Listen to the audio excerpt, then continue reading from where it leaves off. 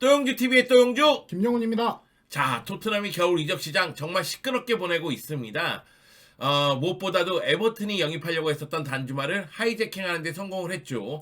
6개월 임대 영입이라고 해요. 그러면서 완전 이적을 할지는 지켜봐야 되겠는데, 단주마 영입했을 때 사람들이 단주마를 왜 영입한 거야? 이런 이야기를 정말 많이 하더라고요. 네, 뭐 이미 다른 채널에서 다 다루긴 했는데 우린 또 한 박자 늦게 하지 않습니까? 네. 그래서 왜 영입했을까 좀 고민도 해보고, 이게 과연 토트넘이 원하던 그 영입 포지션, 보강 포인트가 맞나라는 조금 의구심도 갖고 있는 것 같아요, 팬분들께서. 네.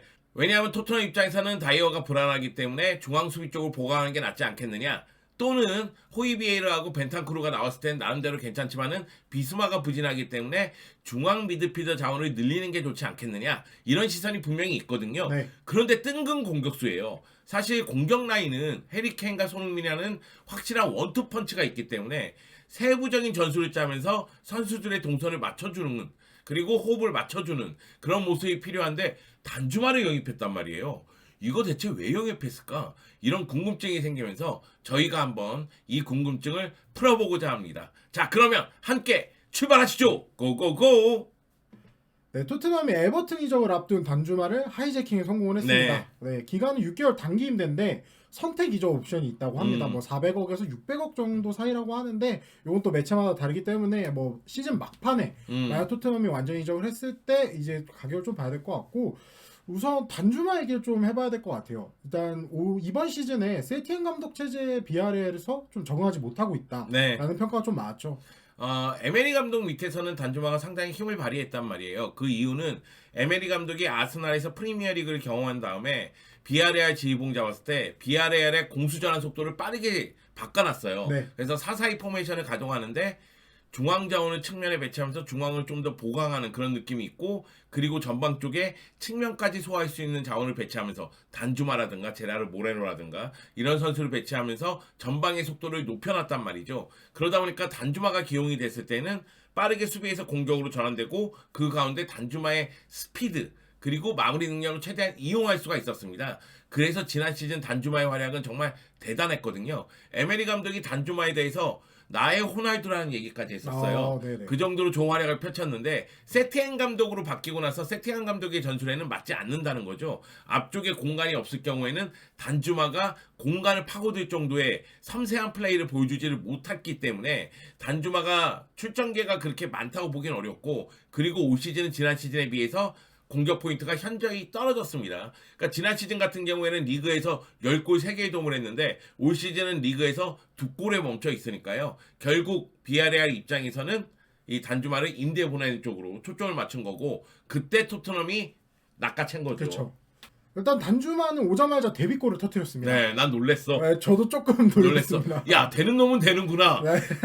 이렇게 슈팅해도 골이 되는구나.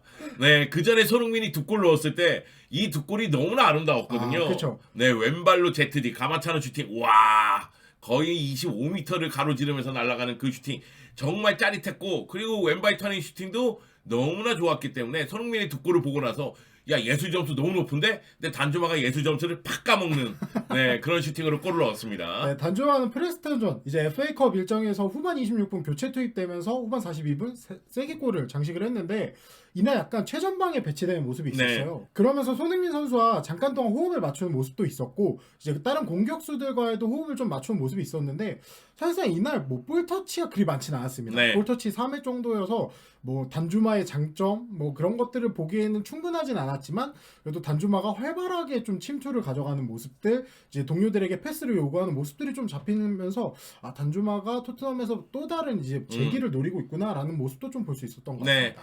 이 경기는 최전방에 페리시치가 나왔었죠. 네. 그러다가 이제 단주마가 들어가니까 단주마가 최전방으로 가고 페리시치가 세세령이 뛰던 왼쪽 윙백 자리로 내려오는 모습이 있었는데, 아마 단주마는 이 경기에서 드러났듯이 최전방 백업 역할 또는 손흥민이 뛰는 왼쪽 백업 역할을 할 것으로 보입니다. 일단 단주마는 이 경기에서 골밖에 없었는데 그 골도 참 운이 따르는 골이었다. 약간 이제 슈팅이 제대로 맞지 않고 뒤꿈치 쪽에 맞지 않았나. 놀랬어. 네. 여하튼 골을 넣었으면 된 거지 뭐. 그렇죠, 뭐 되긴 됐죠. 네. 우리가 이야기할 부분은 토트넘이 그래서 왜 단주마 영입을 했을까. 첫 번째 이유로는 공격수들의 부진 그리고 이어지는 부상 얘기를 좀 해봐야 될 것 같습니다. 네. 아무래도 손흥민 선수가 이번 시즌 조금 많이 부진하고 있고 히샬리송은 계속해서 부상으로 못 나오고 있고 쿨루셉스키도 부상 복귀 후에 약간 주춤하고 있는 모습이잖아요. 그렇기 때문에 토트넘은 지금 좀 새로운 공격 옵션이 필요한 상황이다라고 좀 보시면 될 것 같아요. 네, 여기다 이제 히사리송이 지금 부상이잖아요. 네. 그리고 클로셉스키 같은 경우에도 올 시즌에 허벅지 부상이 있었고 공격수들이 부상이 있다 보니 결국은 새로운 공격수가 필요한 건 아니냐 이렇게 생각이 연결이 됐던 것 같아요. 물론 해리 케인이라는 해결사가 여전히 존재하고 손흥민도 지난 경기 골을 넣으면서 살아나는 느낌입니다. 그렇긴 하지만은 단주마가 들어옴으로 인해서 단주마가 최전방이라든가 측면 백업 역할을 할 수가 있다. 사실 이 역할을 원했던 건 히샬리송인데 그쵸. 히샬리송이 리그에서 골도 없을 뿐더러 최근에 부상이다 보니까 네.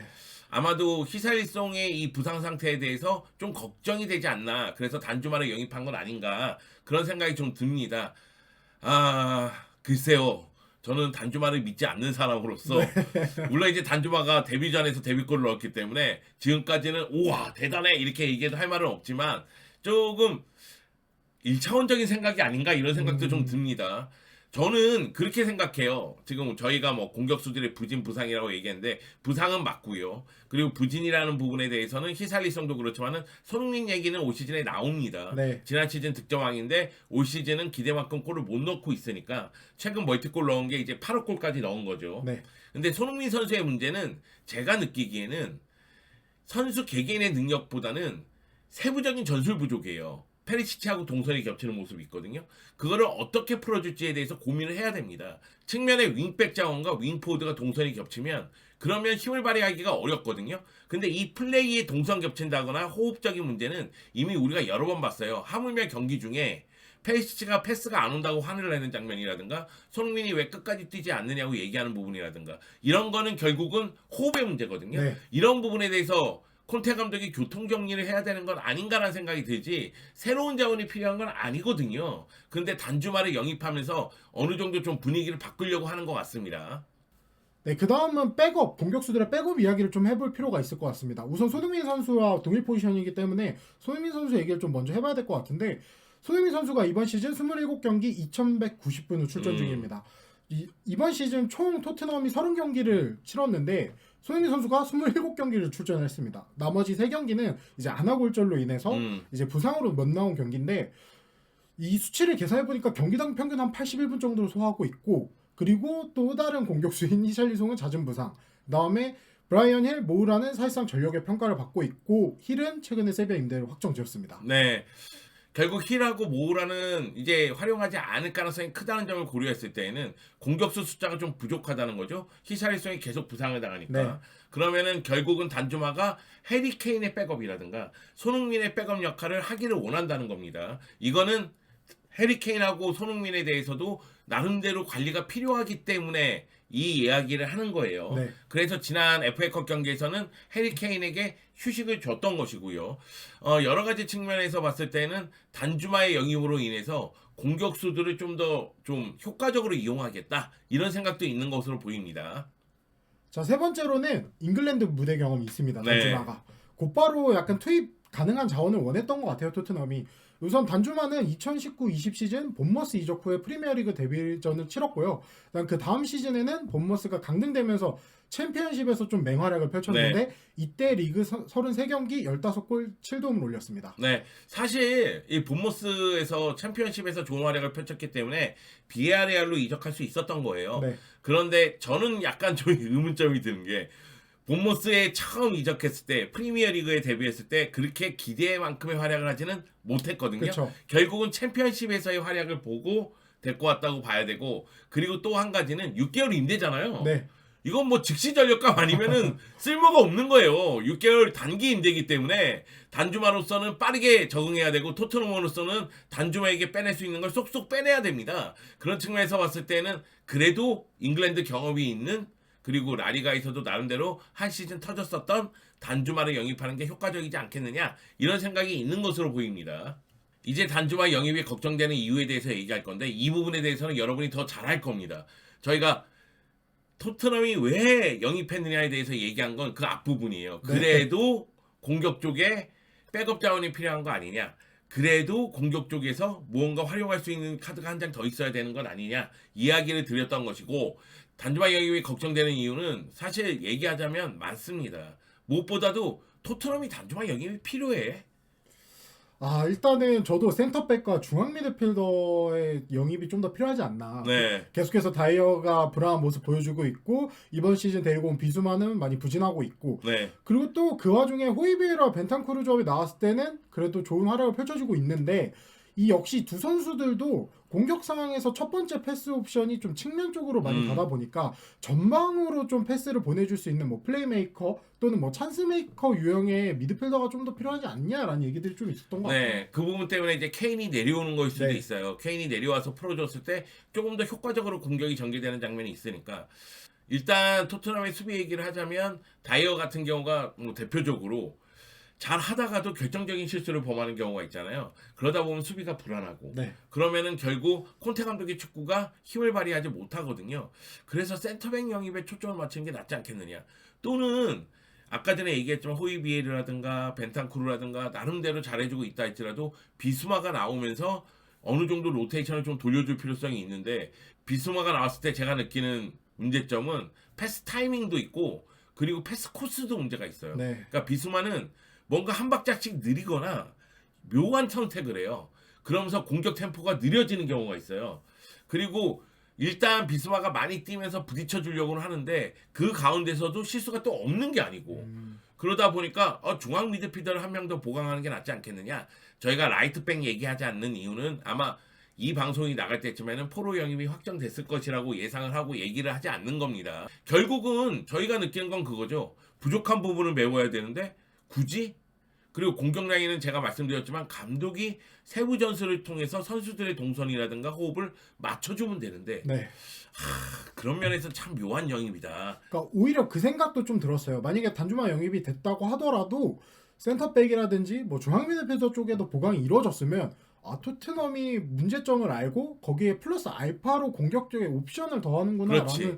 좀 그런 생각이 들었을 것 같은데 단주마만? 약간 이런 느낌이니까 팬들도 좀 많이 만족스럽지 않으신 것 같아요. 그뿐만 아니라 단주마를 믿을 수 없다니까. 네.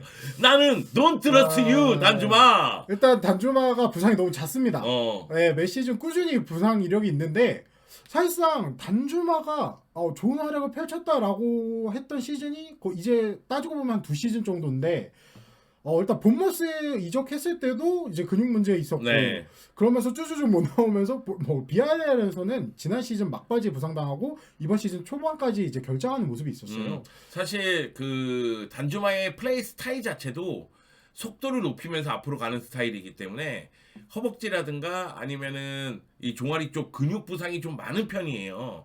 그러다 보니까 선수 경력을 보면 부상이 항상 따라왔거든요. 네. 그런데 6개월인데 부상 입으면 거의 뭐 영입을 했다고 보기도 어려운 상황이 될 수도 있거든요. 근데 지금 약간 부상 이력을 보면은 막 10경기, 뭐 20경기씩 빠진 경기들이 있다 보니까 지금 안 그래도 토트넘은 히샬리송이라는 불안 요소가 있는데 거기에 새로 영입된 단주마까지 부상이다? 그럼 사실상 영입한 효과가 없으니까. 네, 여기다가 단주마는 약간 폭탄 같은 느낌도 있어요. 네. 멘탈 문제에 대해서 여러 명이 얘기하거든요. 뭐 비아레알에서는 라울 알비올과 충돌하는 모습이 있었고 네. 그리고 웨스트햄이 영입하려고 하다가 그만둔 게 모예스 감독이 단주마의 멘탈에 문제가 좀 있는 것 같아서 영입을 포기했다 이런 이야기까지 했거든요. 그래서 만약의 경우 단주마가 몸 상태가 안 좋아도 문제고 몸 상태가 너무 좋아도 문제가 아닐까? 나는 뛸 수 있는데 벤치에만 앉혀도 네. 그러면 또 문제를 일으킬 자원이 아닌가? 이런 뭐 생각이 좀 들어서 여러 가지 이야기들이 있었죠. 비아레알에서 지난 여름에도 이적시켜달라고 뭐 선수단과의 대화를 안 한다는 얘기도 있었고 뭐 이번에 뭐 에버튼 이적 과정에서도 나는 이제 에버튼 가서 강등 막을 거다. 나는 파랗게 물들 거다. 뭐 이런 얘기도 있었는데 이제 토트넘 이적한 것도 네. 있었고 여러모로 단주마도 단점이 많다는 겁니다. 네. 자 그리고 세 번째 이유로는 역시 좀 동선 문제를 좀 생각해봐야 될 것 같아요. 물론 손흥민, 페리시치, 단주마가 세 선수가 한꺼번에 나올 경기가 그리 많다고는 생각하지는 않는데 우선 단주마 역시 좀 좌측에서 많이 활동을 하는 선수이기 때문에 페리시치, 손흥민 세 선수가 함께 뛴다면 이것도 교통 정리가 더 안 그래도 안 되고 있는 상황인데 더 안 되지 않을까라는 네. 그런 생각이 있습니다. 지난 FA컵 경기에서는 해리케인이 안 나왔기 때문에 손흥민이 왼쪽에 기용되긴 했지만 중앙 쪽까지 폭넓게 움직였고요. 그리고 오른쪽에서 중앙으로 들어오다 보니까 왼발 ZD가 나왔던 거예요. 네. 그런 모습을 봤을 때는 해리케인의 동선, 손흥민의 동선, 그리고 페리시치의 동선까지도 생각을 해야 되는데 여기에 단주마가 또 왔습니다. 그러면은 이건 어떻게 해야 되느냐? 이 문제에 대해서는 사실 콘테 감독이 조정을 해줘야 돼요. 네. 전술적으로 선수들의 움직임을 어떻게 가져갈지에 대해서 콘테 감독이 지시를 해줘야 됩니다. 만약의 경우 손흥민이 만약에 지쳤다. 그래가지고 단주마를 교체를 해준다. 그러면 단주마와 페리시치의 히트웨어를 봤을 때 두 선수의 동선이 또 겹치거든요. 사실상 손흥민 선수는 최전방 기용, 뭐 우측 윙어로도 기용이 가능하니까 손흥민 선수의 동선은 조금 더 뭐 다른 부분으로 빼더라도 단주마 페레시가 나왔을 땐 동선 문제가 더 클 가능성이 보이거든요. 히트맵상으로는요. 그런 측면에서 봤을 때는 손흥민과 페리시치의 동선 문제가 해결되지 않은 거는 단주마 영입을 해서 해결될 수 있는 문제가 아니에요. 네. 단주마가 오면 또다시 또 교통정리를 또 해줘야 된다는 얘기가 됩니다. 결국은 토트넘이 원하는 포지션이 맞느냐, 그리고 단주마가 뭐 체력적으로나 멘탈적으로나 버틸 수 있느냐, 전술적으로 괜찮느냐, 네. 세 가지 문제가 다 걸려 있는 거예요 지금. 그렇기 때문에 단주마 영입이 과연 이게 옳은 선택인가, 이런 이야기가 나올 수밖에 없습니다. 그래서 저는 그렇게 생각해요. 언제나 여러분에게 얘기했지만은 없는 것보다 있는 게 낫다. 그건 맞죠. 네. 내가 쓰지 않을지 쓸지 내가 결정권이 있는 게 낫지. 벤치 봤더니 쓸 자원이 없어. 이거보다 답답한 건 없거든요. 아마 콘테 감독도 그런 측면에서 단주마의 영입을 추진하지 않았나 하는 생각이 좀 들고요. 그리고 단주마 입장에서도 조금 더 이타적인 플레이를 많이 해야 됩니다. 제가 보기엔 첫 단추 너무 잘 깼거든요. 네. 교체 출전해서 얼떨결에 골을 넣었기 골 때문에. 넣고. 그래서 팀을 위해서 이타적인 플레이를 하고, 그리고 자신이 조금 더 동선적인 측면에서 동료의 움직임을 생각하면서 뛰어야지, 만약의 경우 비아레알처럼 뛴다면은 어려움이 따를 겁니다. 저희가 단언하기는 어렵죠. 네. 단주마가 얼떨결에 골을 넣었듯이 네. 계속해서 그렇게 골을 넣을 수도 있는 거잖아. 그쵸. 그리고 토트넘 입장에서는 지금 상황에서는 한 골 한 골이 중요한 거 아니겠어요? 네. 그래서 토트넘이 프리미어리그 4위로 가기 위해서 나름대로 공격을 보강한 측면이다, 이렇게 얘기할 수는 있겠지만 과연 얼마만큼 효과를 볼지는 장담할 수는 없다. 그리고 위험 요소는 분명히 존재를 한다, 이렇게 말씀드릴 수가 있겠습니다. 토트넘 좀 잘했으면 좋겠어요. 네. 손흥민 선수라든가 토트넘이 잘해야지만, 그래야지만 축구에 대한 관심이 계속해서 높아지고, 그래야지만 나 같은 사람도 먹고 살거든. 그렇죠. 우리도 먹고 살아야죠. 네. 토트넘 화이팅! 토트 화이팅, 손흥민 화이팅. 손흥민 화이팅! 야, 우리 앵벌이 하는 느낌인데? 잠깐만. 그 단주마 얘기해놓고서 마지막에 손흥민 화이팅으로 끝내네요.